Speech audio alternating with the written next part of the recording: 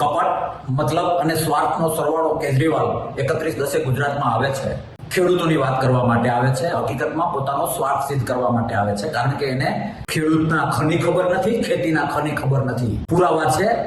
તમને જો એવું લાગતું હોય કે બાપુ ખાલી વિરોધ કરે છો, તો એને પૂછજો કે મગફળી જમીનમાં થાય કે બહાર થાય.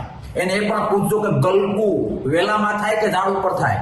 એને એ પણ પૂછજો કે માંડવી હોય કે ઘઉં હોય કે કંઈ પણ એ કેટલી જારીએ હોવાય. ઘણું બધું છે.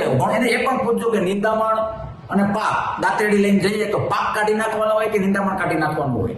એને એ પણ પૂછજો કે સાહ કેમ નખાય, કઈ રીતે નખાય. ધોર્યો એટલે શું એને પૂછજો. નાકું વાળવું એટલે શું એને પૂછજો. રાતે વાહુકું કરવું એટલે શું એને પૂછજો. એ પ્રશ્નની એને ખબર નથી, કઈ જ ખબર નથી. એમને જય જવાન જય કિસાન કરવા આવી નીકળ્યા છે, માત્ર પોતાનો ચહેરો ચમકાવવા માટે. આવી બધી ચિંતા થતી હોય તો પંજાબમાં સરકાર છે, ત્યાંથી થોડું ઘણું પેકેજ અહીંના ખેડૂતોને આપવું જોઈએ. એ કઈ નહીં થાય. તમારા રૂપિયા ખર્ચો અને મને બોલાવો અને હું જય જવાન જય કિસાન કરું, રિઝલ્ટ નામે 0. આવું ન હોય. સાથે સાથે એક વાત કહું કે ખેડૂત એ જગતનો તાત છે. આ દુનિયામાં જીવતો જાગતો ભગવાન છે.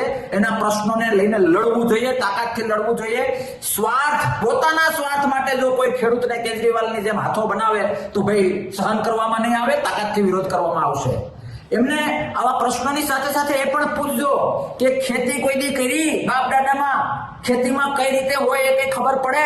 કોઈ જવાબ નથી. મારે એ કહેવું છે કે ખેડૂત માટે જે લોકો લડે છે, સ્વાર્થ વગર લડે છે, ખેડૂતની વેદના જેનાથી સહન નથી થતી, એટલે કોઈ પણ જાતના મતલબ કે સ્વાર્થ વગર ખેડૂત હિત માટે લડે છે, એને હું દંડવત કરું છું.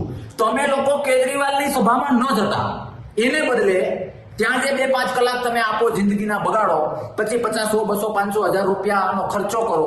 એ ખર્ચો અને એ સમય જે સ્વાર્થ વગર ખેડૂત માટે લડીને જેલમાં હોય, અથવા સ્વાર્થ વગર ખેડૂત માટે લડતો કોઈ નેતા હોય તો એને મદદ કરજો, તો કે બી બમણું થશે. બાકી તમારી જિંદગીની 5 કલાક વેસ્ટ થશે. આવવા જવામાં જે નાસ્તા પાણીનો ખર્ચો થશે એ વધારાનો. એના કરતા વાસ્તવમાં ખેડૂતની ચિંતા છે, ખેડૂતને ઓળખે છે, ખેતીને જાણે છે, પ્રશ્નોને સમજે છે, અને પછી એ ખેડૂતના આંસુ પોતે પાડીને ખેડૂતની સ્વાર્થ વગર જો ચિંતા કરતો હોય તો એવા માણસની મદદ કરજો. પછી એ કોઈ પણ પ્રાંતનો, કોઈ પણ ધર્મનો કે કોઈ પણ પક્ષનો હોય, એમાં આપણે નથી પડવું, પણ સાચી ચિંતા કરનારને જ સાથ આપજો. બાકી આવા મતલબી સાથે ગમે એટલું ડીંગો કરશો, તાલીઓ પાડશો, જય જવાન જય કિસાન કરશો તો આનાથી કઈ થાય એમ નથી.